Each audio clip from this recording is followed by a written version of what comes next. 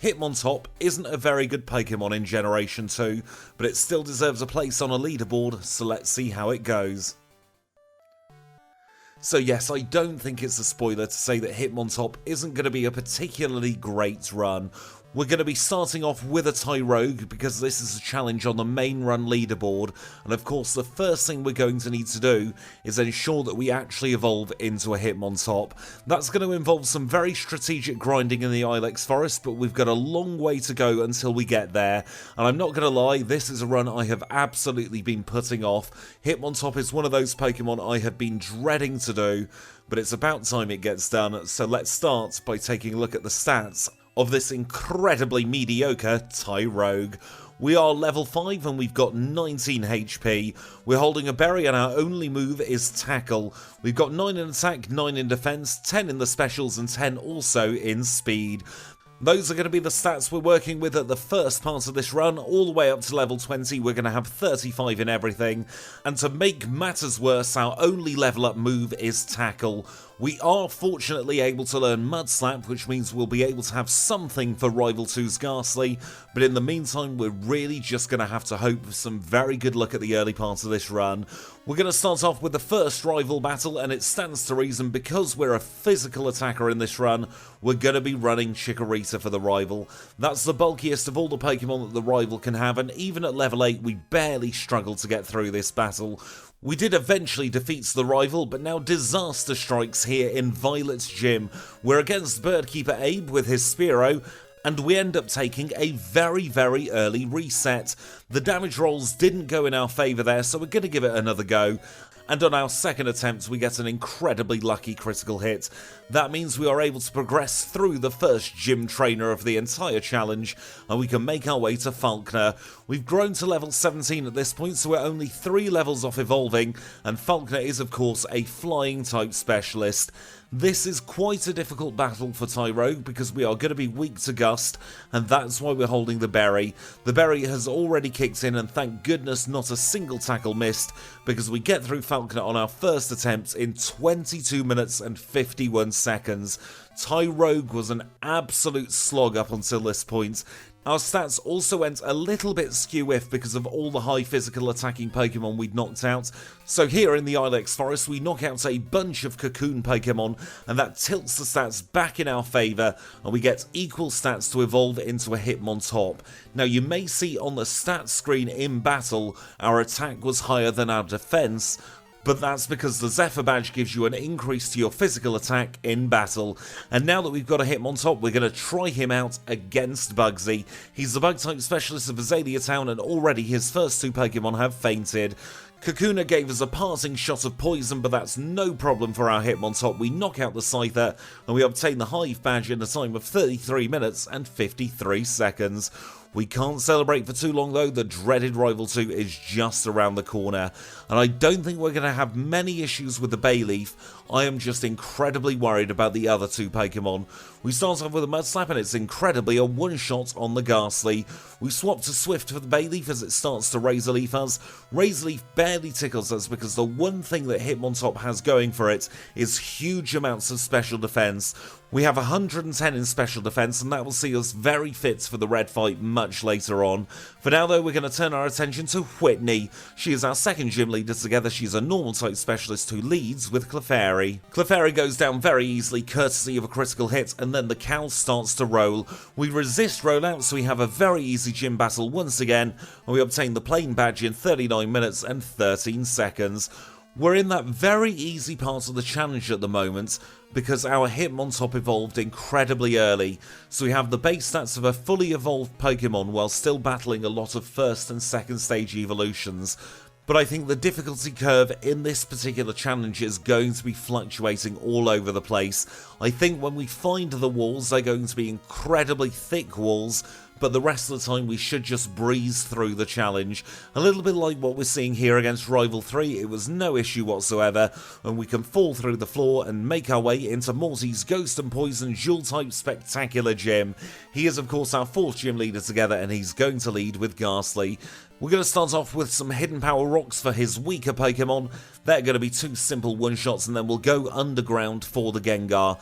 This is one of very few runs where I'll actively teach Dig to a Pokemon, but in this instance it made sense to do that because quite frankly we don't have anything else to stick on the learn set. We obtained the Fog Badge in 49 minutes and 53 seconds, and now we're going to do a strategic Jasmine battle a little bit earlier on than I would have liked to. And the reason for this is we're going to be using Counter for Jasmine. This is going to be the quickest and easiest way to get through the Jasmine battle. However, we're going to be losing Counter at level 37. You can see we've defeated the Steelix there and we've grown to level 37 and we're learning Agility in its place. But now we've just got to get through one more Magnemite to finish Jasmine off, and we have defeated Jasmine and obtained her badge in 53 minutes and 26 seconds. Let's now move on to Chuck, the fighting type specialist just like us, and he leads with Primeape. We're going to use Strength against Primeape to take it deep into the red, but our defense has dropped.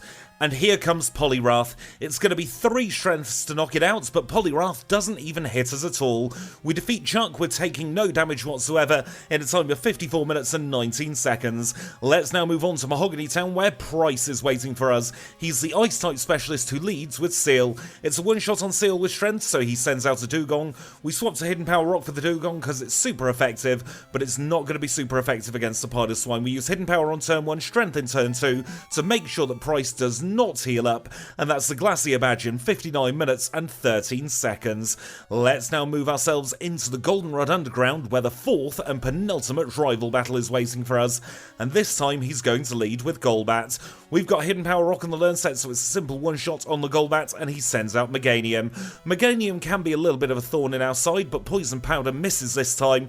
We grow to level 44 as the Haunter comes out. It's a curse for the Haunter, but it fails because we were underground, and then the next Pokemon is Magnemite. We do exactly the same against the Magnemite, and his final Pokemon is Sneasel Pleasel. We swap to return for Sneasel so we don't get the super effective text, and we defeat him in 1 hour, 6 minutes and 10 seconds. Our final Jotonian gym leader is Claire. She is of course the Dragon-type specialist of Blackthorn Gym, and she leads with 3 pesky Dragonair. And the good news is Return is more than powerful enough to one-shot each of these Dragonair, so we don't need to worry about Thunder Wave. That means we can turn our attention to the Kingdra, which comes out right about now. We're going to start off with a Dig to try and prevent a healing loop, but it didn't quite do as much damage as I'd have hoped. That means we are going to get into a healing loop with the Kingdra, but it's going to be just 2 returns later to knock it out. And that is Claire defeated and her badge acquired in a time of 1 hour, 13 minutes and 53 seconds. Let's now head through Victory Road, where we get ambushed by the rival for the 5th and final time. This time he's going to lead with Sneasel. It's a one-shot on the Sneasel with return to knock it out, and the next Pokemon is Golbat. It's another one-shot on the Golbat, and so he's going to try again, this time with Kadabra. It's 3 for 3 so far with the rival, but then out comes Meganium, and he does something incredibly strange. He actually attacks and ends up paralysing us. We then get confused by the Haunter to add insult to injury, and suddenly this very easy battle is looking like we might take another reset. Especially because we were relying on Dig for Magneton. We're not going to be using Dig if we're confused, instead we'll swap to Return, but it's too little too late, and we have to take a reset. Sometimes the luck just doesn't quite fall your way in this battle, and that's exactly what happened here. I've got a hunch, and it's only a hunch, that because we didn't go in with full HP, the rival didn't try to set up with a Meganium, and that's what caused the body slamming. It was still only a 30% chance to get paralysed, and if we didn't get paralysed we wouldn't have gotten confused, and it actually shows very nicely that one thing can lead to another and you get a chain reaction of a battle completely falling out of your control. The good news is though, the second attempt against the rival was much smoother, and we get through and we can make our way into the Indigo Plateau. We'll heal up our Hitmontop whether we need it or not, and now we'll say thank you to the HM friends. So it's a big thank you to Kenya, to Abra, to Psyduck and to Paris. You've all been a great help in the Johto region, now get yourselves some well-deserved rest, while Hitmontop prepares to take on the Pokemon League. And now, before making our way into the league, of course, we're going to take a look at our stats. We are level 52 with 143 HP. We are holding the pink bow with Return, Hidden Power Rock, Agility and Dig. And in terms of our stats, we've got 139 in attack, 140 in defense, just 78 in special attack, 156 in special defense, and 115 in speed. Those, of course, the out-of-battle stats will get a big boost in battle, as we'll see here against Will. He is our first Elite Four member, and he's going to lead with Xatu. I am incredibly grateful for the Elite Four and more specifically Will's massive tassive weakness to rock. This turns what could have been a very difficult battle into one of our easiest we'll see in the league, just because most of his Pokemon have that weakness to the rock type. Arguably, Slowbro is the biggest threat we'll face in this particular battle, and I think it's only going to hit us very lightly with a single Psychic. We knock it out with a bunch of returns, and then the final Pokemon is Xatu. We finish that off with a single Hidden Power Rock, and we're through Will in 1 hour, 19 minutes and 58 seconds. Let's move on to Koga, the Poison-type specialist who leads with Ariados, and it's yet another Pokemon weak to Rock. Maybe we should have used Hidden Power Rock there, but I think it would have been a range either way. Exactly the same on the Venomoth, but we high-rolled this time. So here comes Crobat. We will swap to Hidden Power Rock for the Crobat, but it's not quite a one-shot. He gets caught in a healing loop though, and as long as we can make 2 attacks connect, we'll be absolutely fine. His penultimate Pokemon is Fortress, and this is the one we don't have anything particularly fantastic for. We are definitely at risk of it going boom, so I go underground just in case. It's outsmarted us first try though and went for Protect, but as soon as it's in the red we went underground, and that also gives us a free hit on the Muck. We take it down into the yellow HP and we can finish it off with a single return, and we are through Koga in 1 hour 21 minutes and 1 second. Our next league member is Bruno. He's a fighting type specialist just like us, and it's Hitmontop versus Hitmontop. We're both either geniuses or fools because we both go underground on turn 1, but his speed disadvantage meant that he got the hit off, so I think that rules out digging against this Hitmontop in the future. Instead, we're going to swap to return and we high roll to knock it out in 1, and here comes Hitmonlee. This is one of the better Hitmons in this generation, and the third one is Hitmonchan. That's definitely in the middle of the 3, and we knock it out in 1 shot. The big guns Machamp comes out, and it's going to be 2 shots with Cross Shot barely tickling us, and then the final Pokemon is Onix. I was very worried about Earthquake hitting us while we were underground, but then I remembered Onix has absolutely no attack whatsoever, so we're able to finish it off with a combination of a critical return and dig to defeat Bruno in a time of 1:22.04. Our final league member is Karen. She is of course a Dark-type specialist who leads with Umbreon. Sand attack fails on the Umbreon, so we can move on to the Vileplume. We're going to use return against the Vileplume, but we get paralysed. Paralysis really has been the thorn in our side in the recent times in this run, and it's not looking like it's going to get much better from here on out. Fortunately for us, we were able to one-shot the Gengar with Dig. We'll throw some Hidden Power Rocks at the Murkrow when we eventually make it connect, and the final Pokemon is Houndoom. Houndoom hits us very hard with a critical hit, Flamethrower, but we throw some very big rocks back, and we defeat Karen on our first try in 1 hour 23 minutes and 4 seconds. And now there's only one obstacle between us and the Hall of Fame. It's time for Lance, the Liar with the Flyers, and he leads with Gyarados. There is one common theme with all of Lance's Pokemon: they are all weak to Rock. We have Hidden Power Rock on the learn set, and this is going to guarantee a one-shot on both the Aerodactyl and the Charizard. They are the 2 biggest threats of this battle. We one-shot them both, so we know we don't have to worry about them. We're holding the Purus Cure Berry so we don't get Thunder Waved by the first Dragonite, and we've just got to grit our teeth and hope we can get through the other 2 Dragonite. We get paralysed by the level 47, but we're still on 116 HP. The third Dragonite goes for Safeguard on turn 1, giving us a free turn, and even though we were fully paralysed, we were still able to get through courtesy of Hyper Beam, and that means we've defeated Lance in 1:24.01, and our Hall of Fame time is 1 hour 24 minutes and 18 seconds. That's 60th place currently in the rankings as we get through the Hall of Fame, but there's still more to come, so don't you dare go anywhere. Kanto is next. And we rejoin the action here in Vermilion City, where the first thing we do in Kanto is the last thing we do in Johto. We're going to get another rare candy, this time from the chairman of the Pokemon Fan Club. And with that safely tucked away in our bag for another run, we'll now start to make our way towards our first Cantonian gym leader. And I am very, very, very pleased to say that we are able to do our regular Cantonian routing. So we'll start at Surge, pop over to Erica, take out Janine, then we'll do Misty and Sabrina, and finish off with Brock, Blaine, and Blue. And now we're going to be having a little chat as we always do here in the Gym Leader Gauntlet of Kanto. If you do want to skip ahead, the blue fight starts at 17 minutes and 37 seconds. So if you are skipping ahead, I'll catch you there very, very soon. And for the rest of us, there's something on my mind today that's particularly pertinent to Hitmontop. That is the lack of ability to get some of these signature moves in the Generation 2 Game Boy games. We can see it quite nicely here with Hitmontop. We learn Rolling Kick at level 1, but there is is absolutely no way we can legitimately obtain Rolling Kick on a Hitmontop if we start as a Tyrogue, and that's the only way to obtain a Hitmontop in Gold, Silver and Crystal.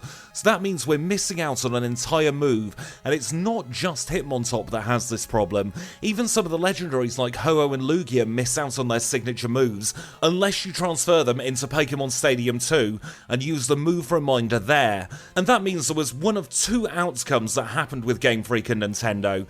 Either they didn't realise that these signature moves weren't going to be accessible in Gold, Silver and Crystal, or they were using it as a ploy to try and sell more copies of Pokémon Stadium 2.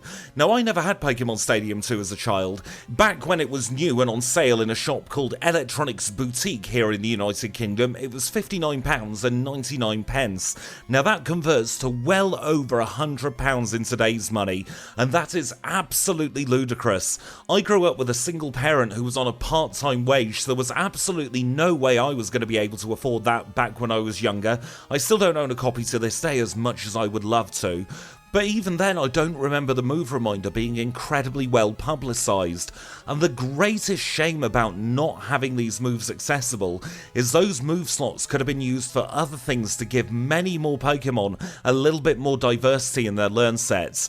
There are only 254 move slots in Pokémon Crystal, and 251 of those were already filled.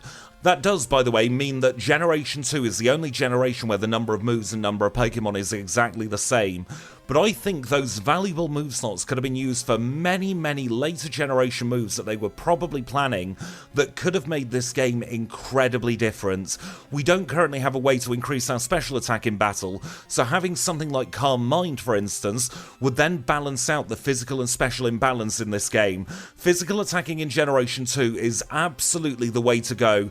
A strong physical attacker will almost always do better than a strong special attacker, and that's purely by virtue of having moves that can increase your physical attacks, such as Belly Drum, we've got Swords Dance, hell, even Curse comes at a price, but it does increase your physical attack.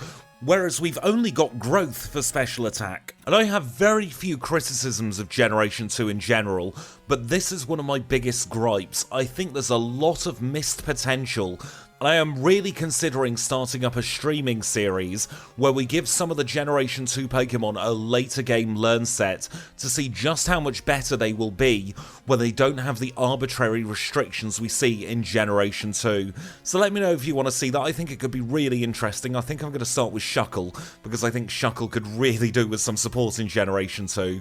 But now let's rejoin the rest of the audience who have skipped on ahead to the Blue fight. So without any further ado, this is Blue. He is our final gym leader of the run, and he's a mixed type specialist who leads with Pidgeot. We've still got Hidden Power Rock on the learn set, so we're going to use that against the Pidgeot to take it deep into the red. It uses Mirror Move to barely tickle us, and we are on to Alakazam. Return's going to be more than capable of knocking out the Alakazam in one shot, so we move on to Gyarados. Hidden Power Rock's also going to be super effective against the Gyarados, and Rain Dance means absolutely nothing in this battle. The next Pokemon is Exeggutor, and we end up getting seeded by the Exeggutor, which was very rude of it, but fortunately we're in the Gen 2 engine, so it means we don't take damage at the end of that turn. We go for Return against the Arcanine, because if we used Hidden Power Rock it would get itself caught in a healing loop, so we two-shot it and only take one turn of Leech Seed damage. Now here is the big problem with the Rhydon. We're not going to be able to two-shot this thing, and Sandstorm's chipping away at us as well. And eventually, while we were underground, we lost all of our HP, and we have to start again. But before we take on Blue for the next time, we are going to replace Dig with the ability to Swear. We're just going to try and bulk up against this Pidgeot, and then we're going to use Agility to rebuff our speed. This is the entire reason we learnt Agility all the way back at the Jasmine fight. It's so that we can curse but still have our speed be perfectly cromulent for the rest of this battle. We're going to be using Curse quite a few times against this Pidgeot because now we've got nothing that won't be resisted by the Rhydon. So we've got to make sure our attack is as high as possible. We're back onto the Alakazam. We're going to outspeed the Alakazam at 3-2-1 speed. And the next Pokemon is Gyarados. We use Return against the Gyarados, and it's a simple one-shot, so he sends out Executor. This time we're not going to get seeded because it's a simple one-shot with our 583 attack, and the penultimate Pokemon is Arcanine. We grow to level 65 against the Arcanine, and here comes that pesky Rhydon once more. It's not going to be a one-shot, but Sandstorm is meaningless this time because we can two-shot Rhydon to defeat Blue, and we obtain our final badge in 1 hour, 43 minutes, and 46 seconds. And with that, there's only one more fight left to go. It is of course Red. He is the final battle of the run, and he's going to lead with Pikachu. And I'm not going to sugarcoat this, we're going to be doing exactly the same against Red as we did with Blue, but that means we're going to have to dodge an awful lot of Thunders and maybe some Charms as well. So this is not a foolproof strategy, but we can absolutely try our best. We're going to be holding another Paralyzed Cure Berry that we picked up just west of Lavender Town, but we still have to play it incredibly carefully. There are plenty of opportunities for this battle to go completely pear-shaped. We do have great moves for every single one of Red's Pokemon, but we are always at risk of being knocked out, either by a critical hit or because we got the maths slightly wrong. So we'll have to see how we get on. We're on to the Venusaur already. It's going to be a two-shot on the Venusaur as it takes in Sunlight, and here comes Blastoise. And the problem is, we aren't strong enough, even with our 110 special defense, to tank a Surf. We get knocked out, so we have to start the process all over again. We know what we've got to do. It doesn't really matter if we get charmed once. It just means we're going for 8 curses instead of 6. 8 curses will still maximise out our attack, and as long as Thunder doesn't hit us too many times, we'll be good for the rest of the battle. We've got to play it carefully though, and we've got to know when to cut our losses, and being on 10 HP is not going to be enough. We'll probably get body slammed by the Snorlax. So we're going to take this opportunity to use some more rare candies, so we're now up to level 71, but the strategy hasn't changed. We just have to get the luck against this Pikachu. I'm very glad that Pikachu's very early on in battle, because if it was anything else, I don't think we'd be able to do these strategies. We're going to just use all of our rare candies now and get up to level 75, because this is going to provide us with a little bit more health to get through the rest of this battle, and maybe we'll be able to tank 1 or 2 more Thunders. And when we get the luck, we know that we can just sweep. We just don't know when that luck is going to happen. Thunder is only 70% accurate, but Paralysis in this generation quarters your speed, so we absolutely cannot risk being paralysed at any cost whatsoever. And now that we are at 570 attack with 102 HP remaining, I think we'll be good to go. Because with our physical defense being 570 at this moment as well, we know that Snorlax has a high chance of going for Amnesia, and that will let us increase our attack even more. We are now at 685 attack, that is enough to one-shot the Snorlax, so I think it is now all over for Red. The Venusaur goes down with an unnecessary critical hit, we connect to the Blastoise, we one-shot it, we grow to level 76, and we defeat Red in a time of 1 hour, 50 minutes, and 15 seconds. And I am incredibly happy to get this Pokemon under 2 hours. I had a little target time in my head of around about 2 hours and 10 minutes for this Pokemon, so I am very glad it's in a well-deserved 60th place on the leaderboard. Hitmontop is not a good Pokemon, but it did its absolute best. That pushes Shuckle down into 89th place, and there's still no change to the second page of the leaderboard. It's Aerodactyl heading it up, and then Dodrio in the page 2 drop zone. And over on page 1, there's no change either. It's Ho-Oh in first, Pidgeot in second, Girafarig in third, and Rapidash had better watch out because it's got its spot in the page 1 drop zone. But with that, we are done. So if you've enjoyed this run, then please do remember to leave a like. If you've got any feedback at all, leave it in the comments down below. If you want to see more runs just like this, then remember to subscribe. And until next time, I'll say thank you all so much for watching, and I'll see you all very, very soon when Jinx reaches the end of the line.